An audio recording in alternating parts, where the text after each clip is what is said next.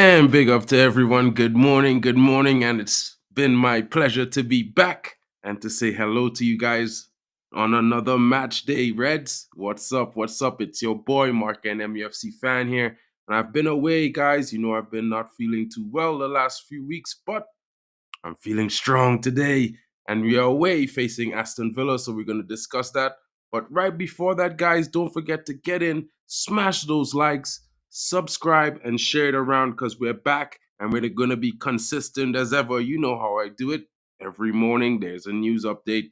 And we're going to be back talking about team news, and I'm going to be doing actually doing the scouting videos that I promised you guys. They're going to be uploaded very soon.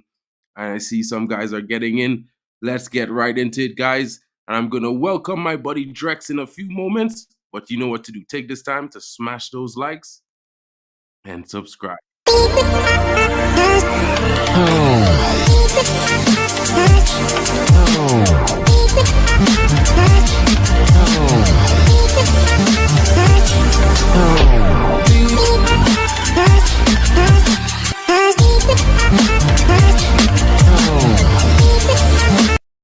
Guys, what's good? Bring my buddy Drex into the building so he can say hello to you.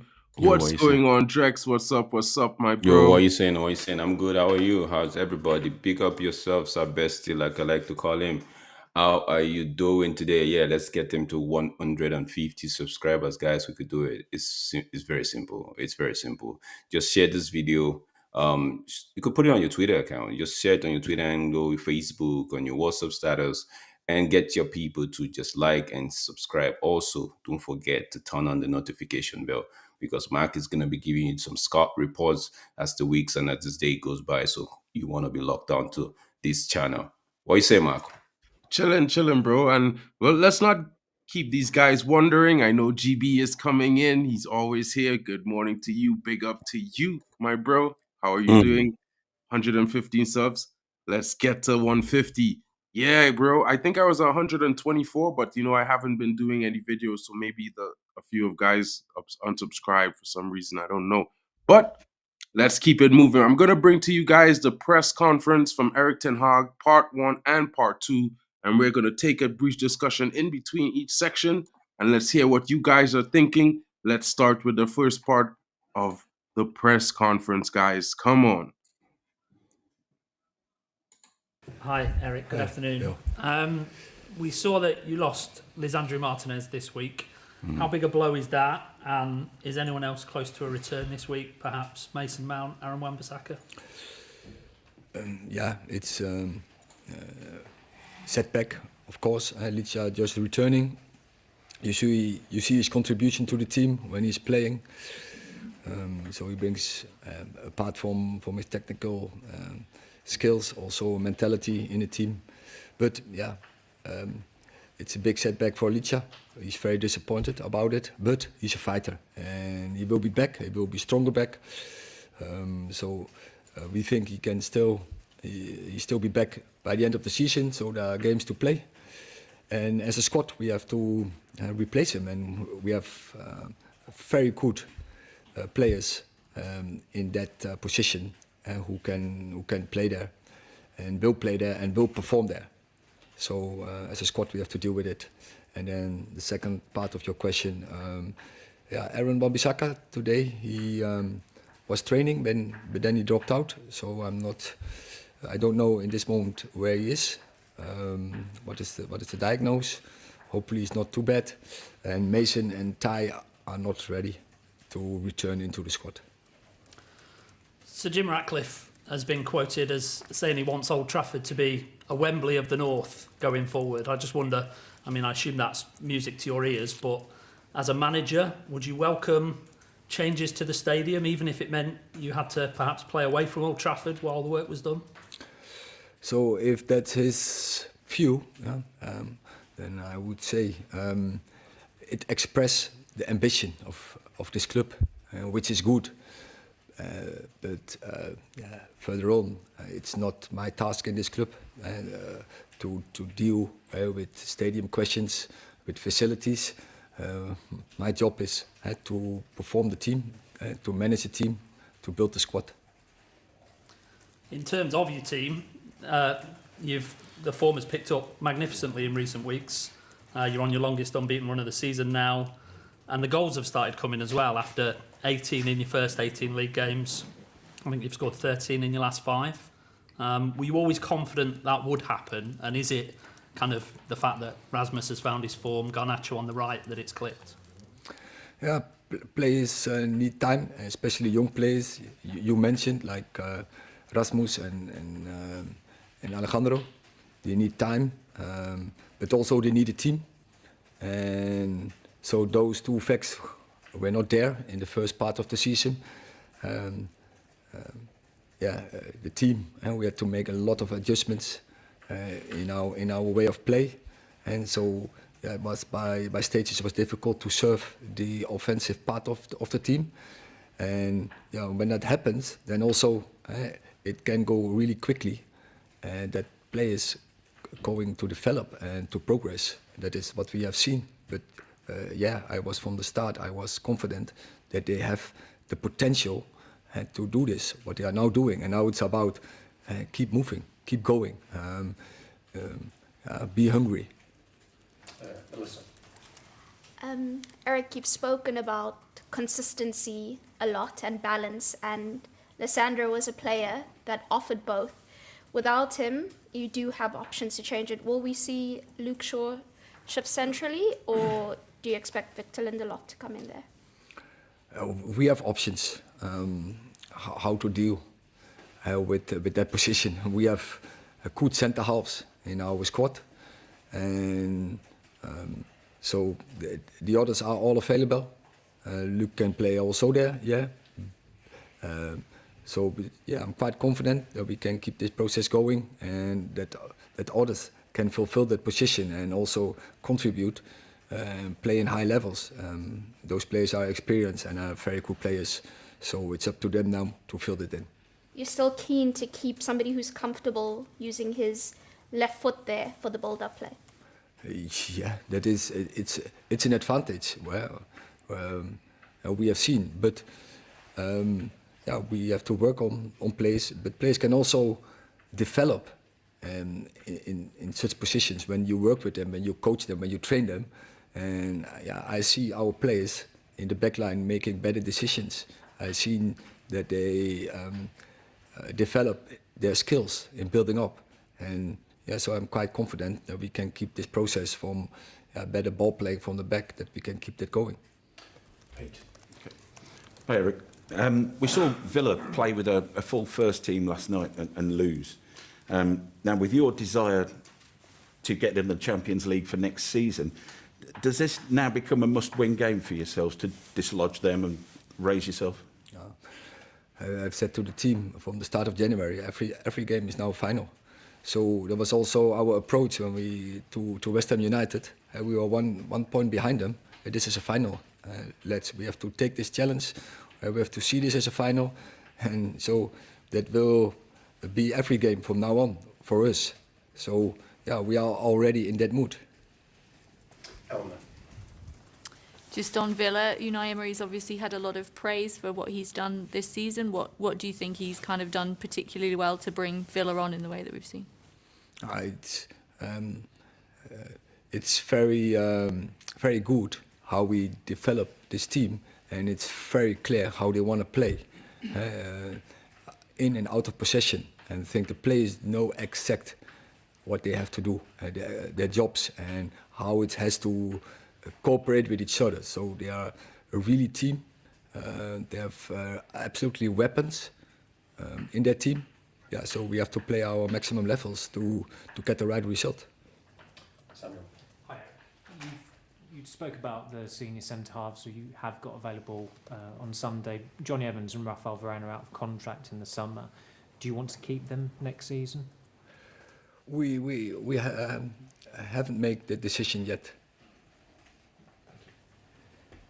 Neil. Eric, I saw that great picture of the three young players sitting on the advertising hoarding after the goal. How would you describe the relationship they have on and off the pitch, and has their sort of have they brought a sort of excitement to the squad, do you think?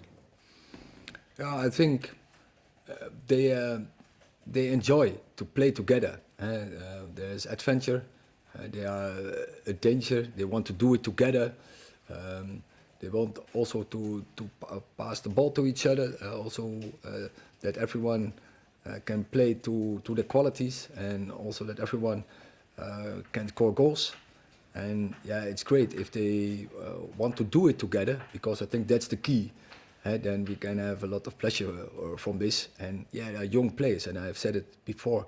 I think the future for Manchester United is quite bright with such much talent on board. But we have to develop the talent, because yeah, there's a lot of space for improvement, and that's necessary if you want to go to top levels. And this club wants to achieve a lot. This club wants to win trophies, so very ambitious. So then they have to step up. They have to bring higher levels. They have to bring consistency in their game, but also against the best opposition, they have to express the same threat and the same, especially. It's all about that and product. Jenny. Hi, Eric. Just going back to Lisandro Martinez. You've had some serious bad luck with injuries this season. Now, he came off initially in the incident, then he went back on. What was the thinking there? That maybe made it worse? Did it aggravate it? The fact that he went back on and tried to play on? Might he have be out sort of for less time if he hadn't done that? I don't think so. But Lisandro was his decision. And he was comfortable to be back on the pitch. But after he tried, and then I think he stopped almost in the next attack. Is it almost impossible then to diagnose that at the time, you know, when he initially comes off? It's not possible. Yes, you. In some situations, it's clear and obvious, but so there's always a gray area, and it's very difficult already to see when you are on the sideline. So what happened there? And of course, we have the screens. We've seen it as well, and of course our medicals are over there, and they communicating with the player. But to assess in 1-2 minutes is impossible. The more I always tell you after a game, I can't tell you because you need 24 hours minimum, and maybe sometimes even longer. So how can you do this in 2 minutes? So that was the first part of the press conference. You can hear the rest. So the press conference.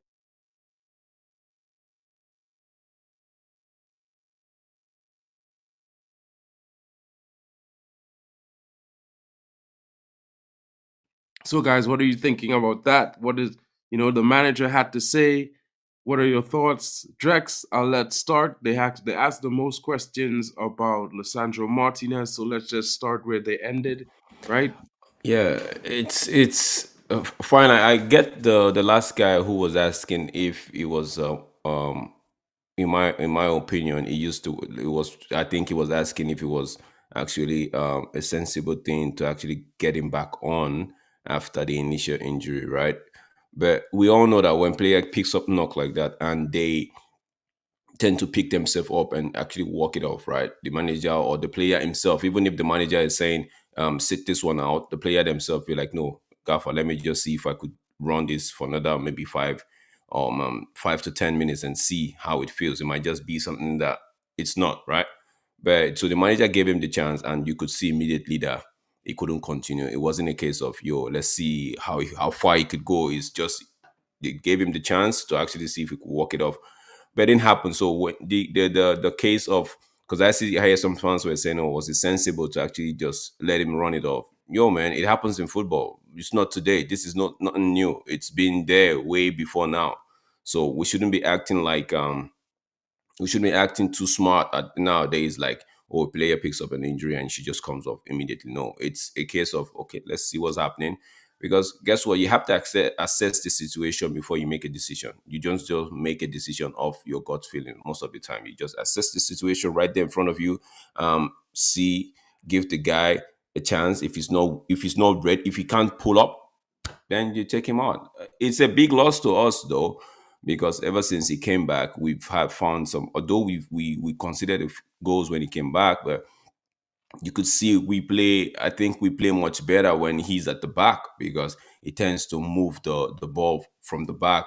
He has his own progressive style of play where he gets to, sometimes he connects, he tends to find his midfielder. But if that's not happening, if the midfielder's channels are blocked, he goes straight to the attacker. And most of the time his line breaking passes, boy, it's beautiful to behold. So yes, it's a loss, but at United we should have, that's the problem, because we've spent money badly in the past.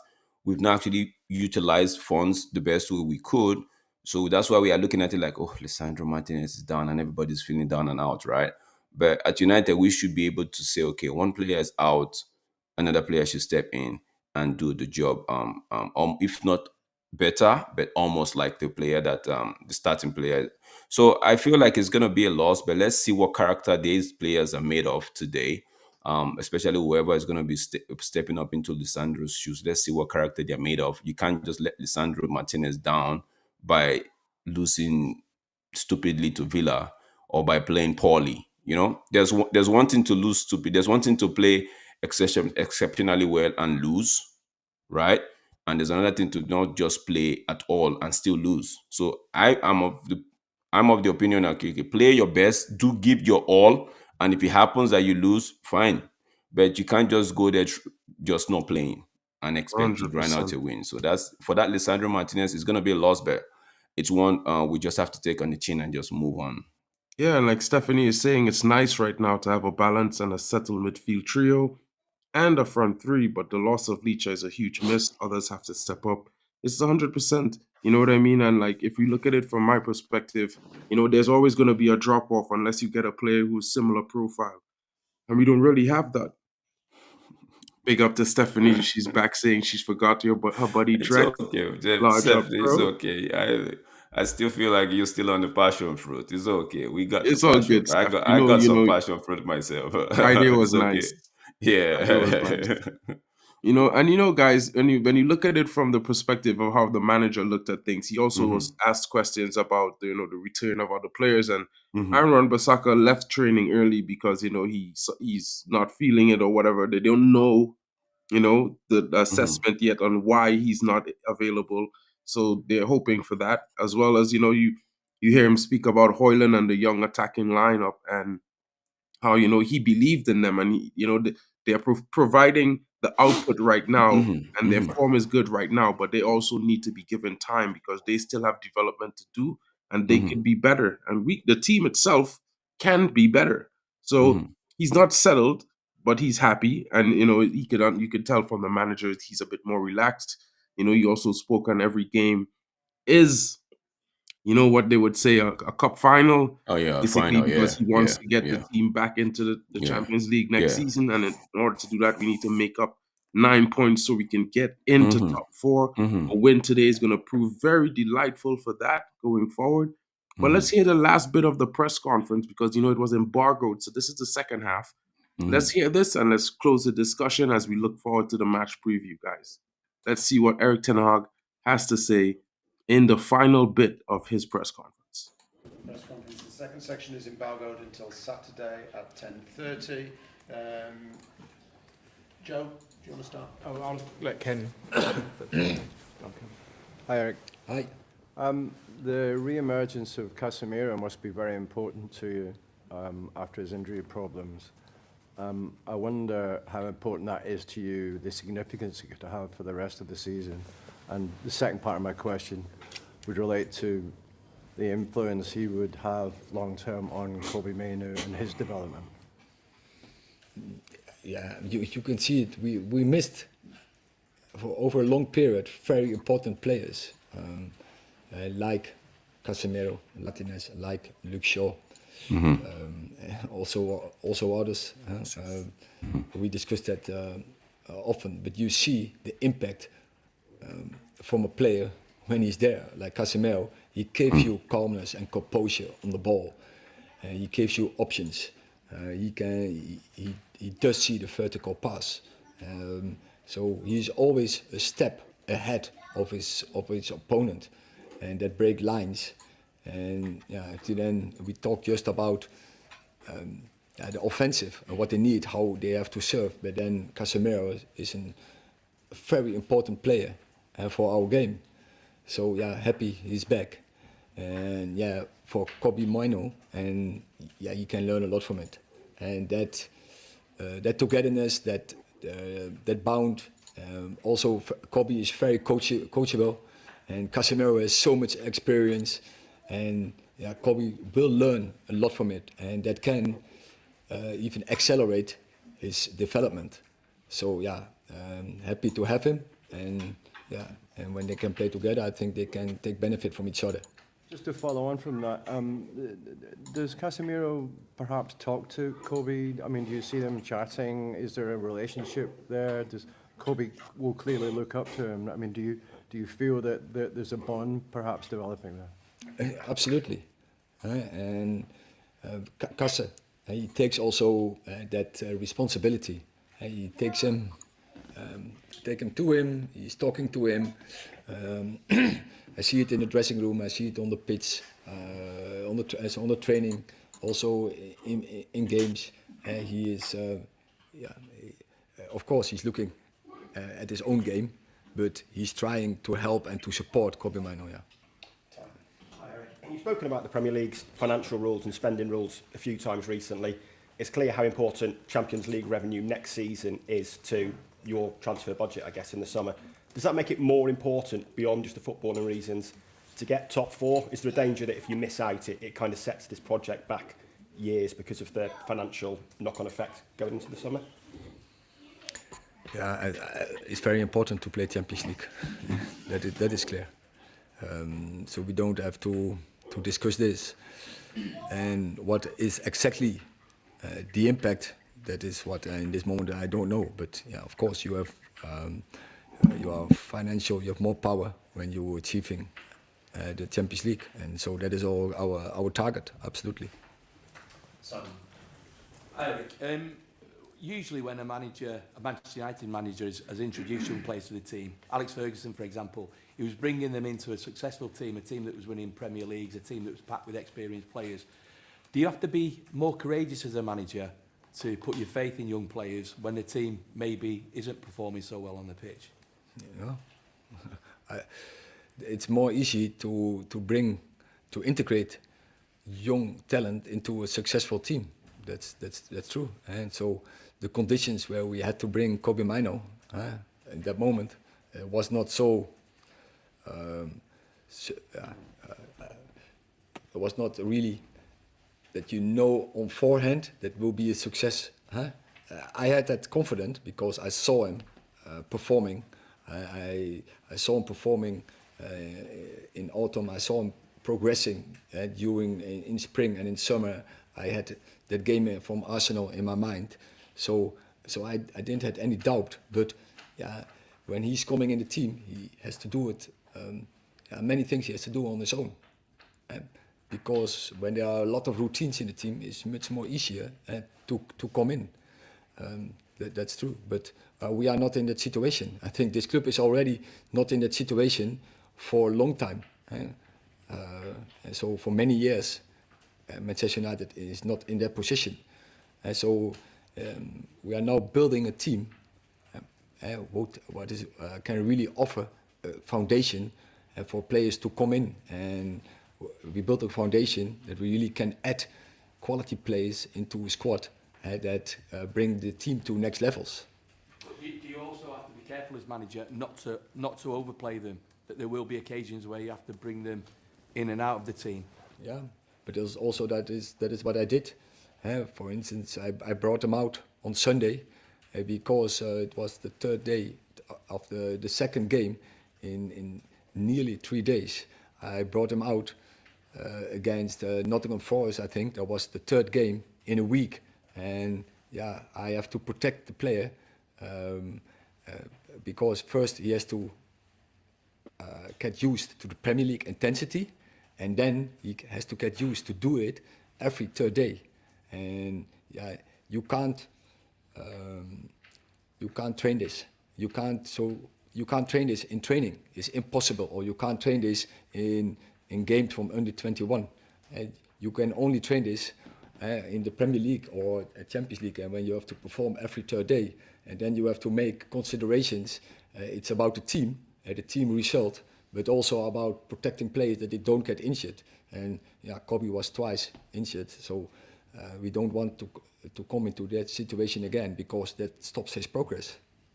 Last question, Will. Hi, Eric. Keeping it on sort of youth. Garnacho's been playing on the right more often recently. How open was he to playing there, and what do you think he brings to that role? And also, speaking of mentoring, what can he learn from what Marcus Rashford has done on the left-hand side, which is obviously the opposite side to his normal one? What is the second part of your question? What can he learn from Marcus Rashford, who plays as a left winger but who is right-footed, whereas Garnacho is left-footed but playing on the right at the moment? What can he learn from him? Garnacho is right-footed. He can also. He's very good with left, but he's so functional. He's right. And in terms of the first one, what's he bringing to the role on the right? Is it obviously having an effect with his goals and more in the team? So Alejandro, natural. He prefers to play on the left as well, but now he finds his position on the right as well, and which he's doing very good, and also quite fluid. He finds his spaces there. But yeah, he can do both, and which is great. But that is not every player has those ability, and some they really have a preference, and that is what is great on the game of Alejandro Garnacho, that he is a player who can be fluid and can play both positions, and even in inside positions. He feels very comfortable, and he can have a big impact on our game and on the end product.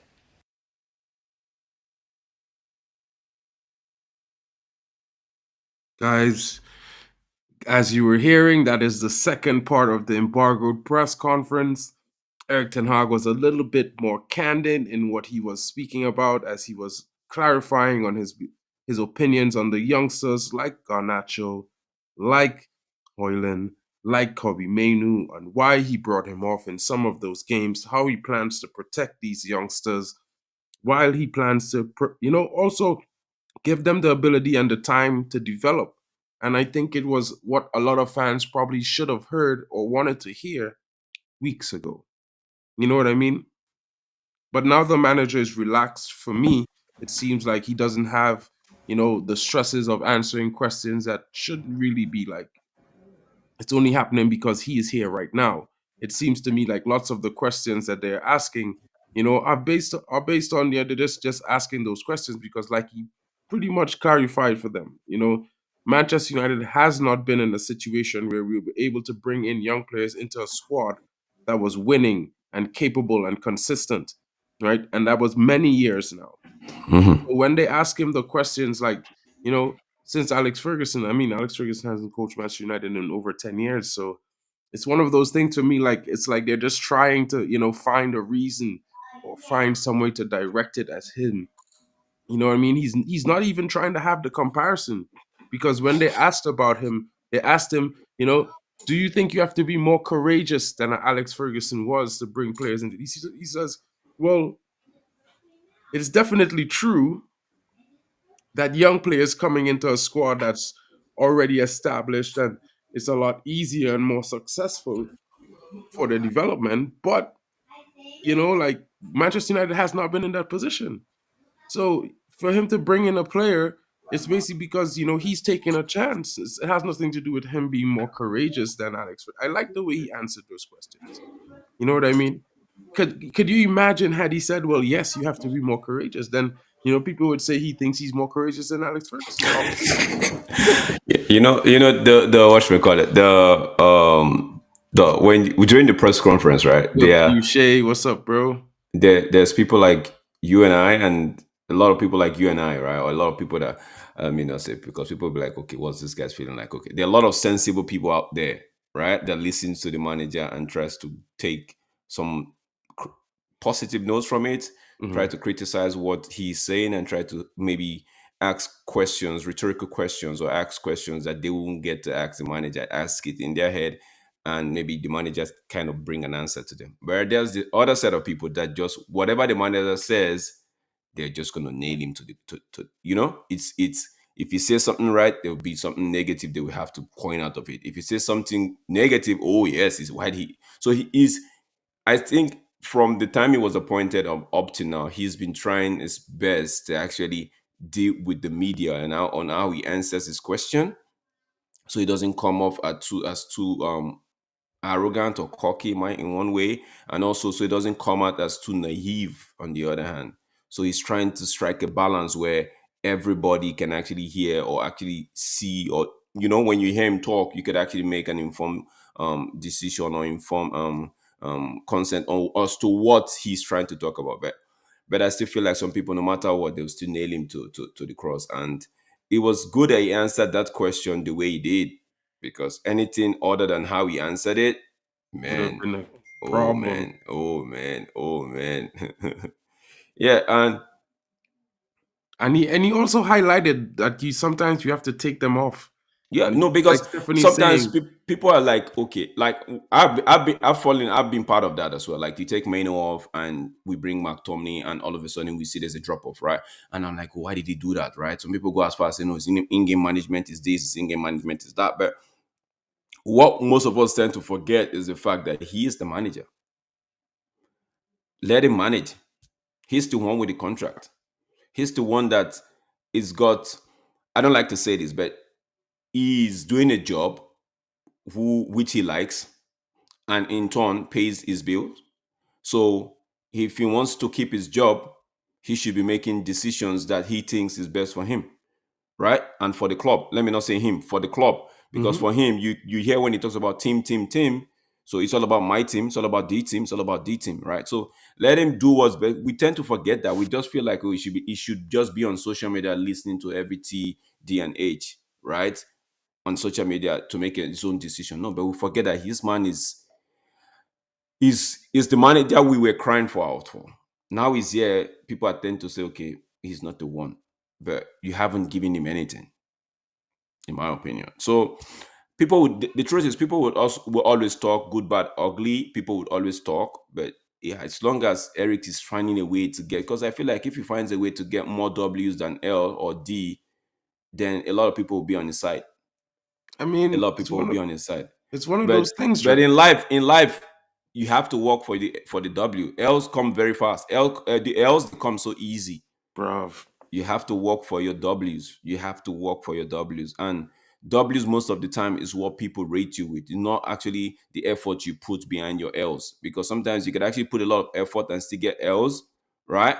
But people don't rate the effort. They rate your W's. So for me, as long as Eric Ten Hag is finding a way to get a lot of W's, the pressure will be eased, even from the media house and from the fans as well.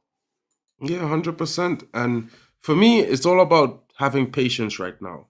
We got this manager, his first season, he got us third, and he played in 2 cup finals. He got us back in the Champions League. You know what I mean? For me, that buys him time. That buys him time. You know what I'm saying? And not because the first 6 months of the season wasn't going as we expected or as we would have hoped. It's one of those things where I look at it like, yo, it is what it is, man. Football isn't linear. It doesn't work on a time schedule. You know what I mean? Sometimes players have good form, sometimes players have bad form. And if you are trying to get into top 4 and your players are in bad form, it's gonna be a long one, bro. You know what I mean? So for me, it was like everyone makes light of the fact that we started the season with 16 plus players injured. We were light. Oh, super light. And Super light. then we had to make it work. Mm-hmm. And then when we got some players back, it started working. It worked. Yeah. It wasn't pretty, but it worked. And the biggest thing for me is that it wasn't pretty, but we were never lower than sixth in that 6 months. And everyone was like, we're going to finish 10th, probably relegation, blah, blah, blah. And I'm just sitting there like, bro, why are we whataboutism about our team when we're fans? We've never been lower than sixth. Why are we talking like if we're sitting in 8th, 9th, or 10th? We should be content with sixth. I mean, the team's not performing well, and we're still in sixth. That has to count for something. You Yeah. know what I mean? Yeah. Yeah. And now that the team is performing well, you can see everyone's getting positive again, and I'm happy for that because I like my fans. Most of my friends are fans. Even some of my friends aren't United fans, but my friends who are United fans, I like them to be happy and positive because not everyone has the patience that I might have, or you might have, or Stephanie might have, or Kenny might have. Some people might be like one loss and oh, it's all over now. You know what I mean? But for me, it was like I always expected the team to lose about 10 games this season. From the moment I realized that we're changing the system and we're going to start playing the way the manager wants this team to shape into, I was like, you know what? It's going to take some time for these guys to learn on the job, learn the principles, execute them, and continuously execute them despite the situations. It's going to take some time. I'm just gonna say this, right? I find it very I find it very fascinating that these journalists, they just, it's like they're looking for something from this manager. How do two journalists, how do they just waste the question? The managers talked about Casemiro and in one breath, and the next journalist is being given the chance to ask a different question, is asking a question like, oh, does Casemiro talk to Maino? I'm like, yo, this is a team. What do you expect them doing after they play? After they just play again, what do you expect them to do? Everybody just say, "Kumbaya, we'll see you tomorrow. I'm going home." Until the next. No, people have to talk. This is the reason why we say the likes of Casemiro, Varane, and Johnny Evans, even Maguire, Bruno, they tend to be the leader. Although most people don't agree, but they tend to be the leader. You could see the way even Casemiro and Bruno, you see the way they talk to themselves on the pitch. You see the way they try to make sure everything is in alignment with what the game plan is.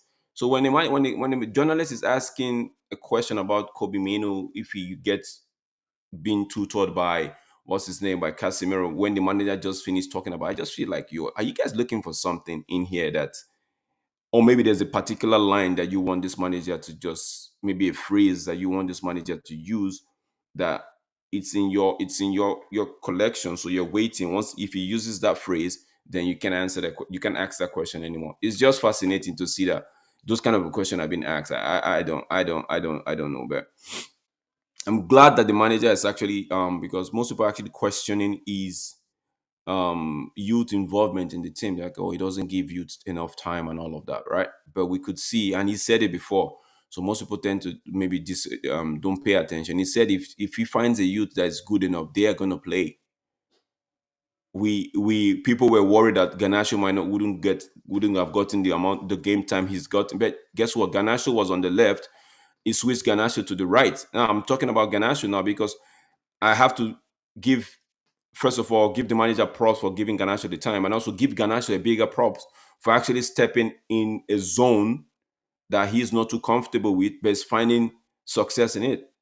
If you know what I mean. This is the same zone, this is the same right wing that when Anthony, the same right wing that Sancho did not really do well in, Anthony is not really doing well in at the moment, right? I know they didn't give Pelestri a lot of time, but the time Pelestri got, he wasn't really as productive. It's a small sample size, so I could excuse Pelestri for in that one, right? But it wasn't given as much time as the rest, like the others, right? But I'm saying Garnacho stepped in and is making the right wing look like is a natural. You understand what I mean? So it goes to show the character that this boy has. It goes to show the kind of mentality he's got. I know a lot of people give him weep and all of that, even myself included. Sometimes when he gets the wrong game, I'm like, yo, in this game he wasn't there and all of that, right? But you could see that he's brave and he's courageous and he's ambitious to actually want to make any position that this manager puts him work. And it reminds me of a certain legend, right, who ended up playing across the front three and is good at it and happens to be Garnacho's idol. So when I see the likes of Anthony, Sancho mourn about, okay, their preferred wing, their preferred position, their preferred. Yo, bro, a young kid is playing at a different, is playing not in his preferred position, but he's doing his bit and is impacting from that position and actually is contributing to the success of the team. How about you just find a way? So that's why the likes of what's his name, Harry Maguire, right? Even after he leaves the club, I find out, I've said it, I won't say anything negative about Harry Maguire anymore, because these guys, even with with the whip and all of that he gets, he still puts his head down to actually wants to improve his game. These are the kind of players I like. I want to see at Manchester United. Not that players with the mentality up here, you have to have it here, because fans are going to talk, right? Fans are going to speak negative. Fans are going to criticize. If you lose it here, you've lost it. Even if you're talented, if you lose it up here, you've lost it. And players like Maguire, we need them in terms of quality should match mentality, right? 100%. Yeah, quality should match the mentality. But sometimes the mentality, if young kids are seeing how strong you are mentally, it helps them as well. Big up Stephanie coming in saying the league is a marathon, not a sprint. ETH brings stability and discipline, which the press, rival fans, and our impatient fans don't want. And I agree with Stephanie on this. I agree with what you're saying 100%, Drex. You're right about a lot of what you're talking about. And you know, the front players should be able to play any position across the front positions. 100%. Although, for me, I still prefer that our striker be a bagsman. You know, and when I say a bagsman, No. a Yeah, you goal can have a scorer. batsman. Yeah, you can. I'm just saying that when you take somebody from their comfort zone and put them in another comfort zone, the most of the time, what we hear is he's not doing well because that's not his preferred position. We hear that argument a lot, right? Yeah, you only And hear that for sometimes, some players like no, Marcus Rashford, bro. I don't that's what really I'm hear saying. that for other No, players. no, but that's what I'm saying. For some players, you hear the argument. I'm saying it's not just our club alone. For other teams as well, you hear that argument like, okay, he's not 100% giving his best because guess what? He's playing out of position and all of that and what's not, right? But I'm saying for a young kid who could be sulking for not playing in his previous position, going to the right wing to do what he's doing, right? Bro, you have to give it to him. You have to just fine. He would get the odd games here or there where he won't perform to that level that we expect. But he's only 19 or 20. 100%. And like for me, with the young players, whether they're at Manchester United or at other clubs, they need time. That's all I would have to say about that. And for the coach, I think all coaches need at least 3 seasons. You know, some people might say sack a coach within 6 months. I think sometimes in football and in sports, when your team is losing, it's not always a bad thing unless the team has been under that manager for more than 2 seasons. You know what I mean? I think in a first season, sometimes the new differences, the new aesthetics of each manager will differ, no matter if they play similar formations or a similar pressing style. I think they're going to have slightly different aesthetics in terms of what they want to be done, and it's going to take players a while to understand that and get it in 100% as a routine, like a basic, like their first thought default of what I need to do in this situation. You know what I mean? Yeah. And this is one of the reasons why I'm not so, I'm a fan of football, and yeah, I don't like the rivals, but I'm not gonna shit on Chelsea because at the same time I think we're in a similar situation to them. It's just we're on a flip side of the coin. We're doing our rebuild pace gracefully. We're actually, we're bringing in new players, but we're integrating the youth from the academy as well, and we're gonna start releasing players. Excuse me, right? But at the same time, with Chelsea, what they did was a whole entire reset, which I think most United fans expected that we would do. You know what I mean? They got like 15 players out and they brought in like 15 players. You know what I mean? And yeah, they spent $1 billion, but when you look at the players that they brought in, they're all under 23, never played with each other before, from different leagues. You know what I mean? With different mindsets, some different countries. You know, and they're expected to come together in their first 6 months and be in the top half of the table. That's insane. I mean, they're talented, yeah, and sure they're gonna win games when they have a good day, yes. But you want to know something? They lack the experience that Manchester United have right now. They have young players with world of ability, but they don't have anyone like Casemiro in their midfield. They don't have anyone like a Johnny Evans in their defense, unless you want to say Thiago Silva. You know, I feel like he alone is not enough. You know what I mean? They don't have anyone like a Christian Eriksen in training. You know what I mean? They didn't even have someone like a Anthony Martial, unless you want to count Raheem Sterling. And in my opinion, he's more of a winger than a striker. So for me, it's kind of hard when you look at their team to expect them to finish in the top six ahead of Manchester United and other teams that have been doing well since last season. I always thought that Chelsea was going to finish maybe at best eighth, lucky seven. You know what I mean? But at worst, they finished 10th, which is still better than last season. But you know what? Maybe next year is the year you have to watch out for Chelsea, because these players would have lost, they would have won, they would have drawn games, they would have learned what they need to do, and they would have been a year more comfortable with themselves playing with each other. They would be able to accept losses, accept bad moments in game easier. That's where the experience comes in. And with Manchester United, it's a bit different, because you always hear fans talking about, hey, guess what? When you're missing one or two players, you should still be able to play the same way. I've not seen it at Man City this season. I'm not seeing it at Liverpool this season. I've not even seen it at Spurs. Neither at Arsenal. When City's missing De Bruyne and Rodri, they're in shambles. Their midfield is atrocious. They can barely win games sometimes. It's the same with Arsenal. They look lackluster without Declan Rice in their midfield. Far less if they were to lose Saliba. And we're not even talking about Gabriel Jesus. So, and if we go to Liverpool, look at Liverpool. They got thrashed. They got destroyed, in my opinion, by Arsenal. They weren't at the races that day. Mohamed Salah is out. Van Dijk was having a bad game. Trent was injured. Who was really missing from that squad besides Mo Salah?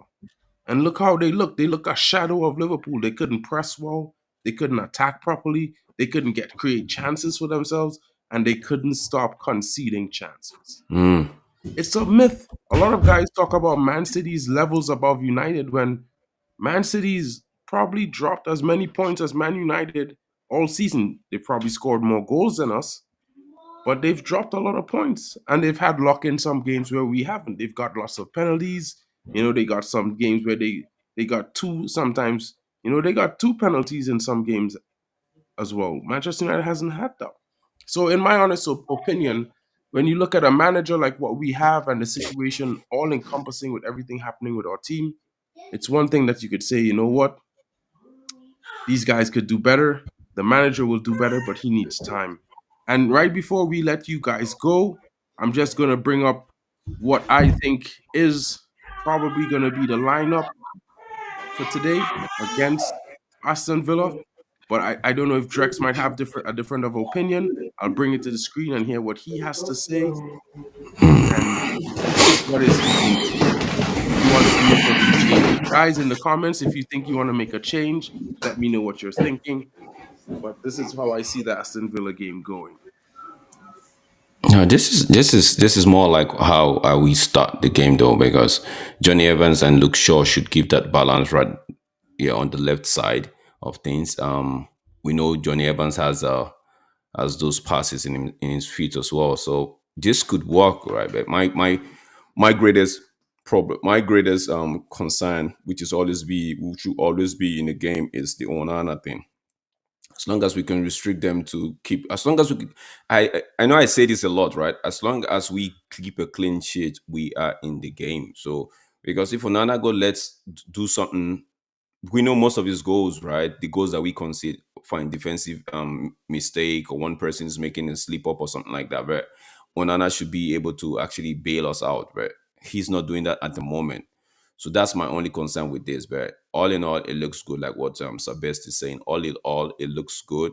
We should be able to get a win. Remember, we came from 2 goals down um take the win against Villa at Old Trafford, right? And there was no Casemiro. We did it without Casemiro, right? And now we have Casemiro. We have the Rashford firing and rearing to go. We have Garnacho doing his thing, and Højlund is beginning to get goals in. So yeah, it looks good. It looks good. It looks good because there's nobody you will want to start alongside Casemiro or Kobe. You want to bring in McTominay in that miss my days. Just let me go. Just say it's okay. Just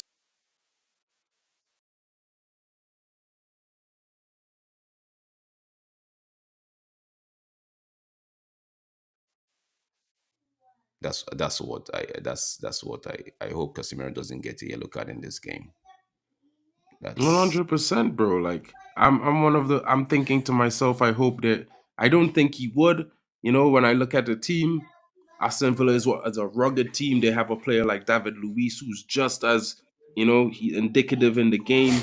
He gets into similar sticky challenges and he makes mistakes. You know what I mean? sorry. So I'm looking for it to be a physical game. I think they're gonna let some of the tackles go. Sorry, And Mark. I have got to run. I've got to get to church now. I've got to run, Mark. all right, big up to you, my bro. Thanks for having me, guys. Thank you, Don't guys. forget to Thank you smash so the like much. button for Drex coming in, saving the day. He always got my back in these previews. Hope you have a good one at church, at All right. service, Thank my you, man. bro. I'll see you later All for right. the reaction. And guys, don't forget to smash the likes. Don't forget to check out D Hub Sports, because that's where you can find Drex when you don't find him on here or on Pappy's channel, Football Power Hour. Yeah, Kenny Fan TV, it's one of those things where people, calls McTominay lots of names like McAverage, McTominay Scooby-Doo, McTerminator, the Mc, it's a lot of mix. But at the end of the day, you know what? He's one of the players in the squad that we have available right now. I don't see us having one of those situations where we could replace him soon. So it's going to be one of those things where you look like, it's difficult. Manu Tata is coming in. It's so easy to pick this team. Anyone can do it, but the manager's job comes when managing in game. Management and on the ground, applying tactics to attack and counter-attack opposition manager's style and system. 100%, my bro. 100%. I haven't seen you in a while, bro, but I have also not been well. I haven't been doing much streams, but you can count on the streams coming consistently from today. I will be back later on tonight with a weekend roundup of the Premier League and a match reaction to the Manchester United game. And guys, stay tuned because at 4 p.m. UK time, there's definitely going to be a watch along. So come in, smash the like, subscribe. Let me hear your thoughts while you're watching the game. And Manu Tata, I'm looking forward to you being here, my brother. Haven't seen you. I hope you're having a good one. Big up to you, Stephanie Griffith, always here to support the MVP of my channel and certainly the Manchester United YouTube community. I hope you're having a great day. Big up to you, Kemini Fan TV coming in. Guys, this has just been, bringing you, if you are now joining, I had previously shown the press conferences embargo sections, part A and part B. So Manu Tata, if you want to check out the press conferences, you could jump in and, and you could go back, to the beginning and you can watch both the press conferences and see what the manager had to say for himself. I think this is more of what the fans were expecting to have from the beginning of the season. But the manager, you have to remember, he is Dutch. He's also recently learning English, so he wasn't able to previously express himself in such a way that I think regular English speakers like myself and you all would have appreciated. But now I feel like he's more understanding what he needs to present verbally in English, and he's starting to explain stuff. And the way he talks about things is exactly what we need, what we wanted to hear, guys. Yeah, we got to keep Watkins quiet and our chances get much better. One of those things, bro. Big up to you, man, Lutata. Yeah, big up to Stephanie. And he's saying big up to the chat. Big up to everyone. Love and respect. 100%, buddy. 100%. Guys, I think, like Stephanie saying, like and subscribe. But don't forget that our chances creation have gone up dramatically in the last 3 games. We have scored 4 and 4 and 3. And guys, you know what? That's more goal. That's almost as many goals as we have scored in the first 6 months of the season in the Premier League. I don't think it's safe to say that United are getting more clinical. I hope the form continues today. And as always, I'm gonna back the O guys because I know he's gonna bag today. And like I always tell everyone, I prefer my strikers to be goal scorers. And the reason why I say this is because you know what? When a striker is scoring goals, it's hard to stop him, guys. It's hard to stop him. People say they want their striker to create, and I don't need all of that from my striker. I need the guys around him to create for him. I want him when he gets the ball to be greedy. You know, of course, it would be nice if he gets an assist here and there. I'm going to enjoy that, but I want them to finish at the back of the net because at the end of the day, the reason why he's called a striker is because he finishes at the back. You know, he finishes every chance, almost every chance he gets.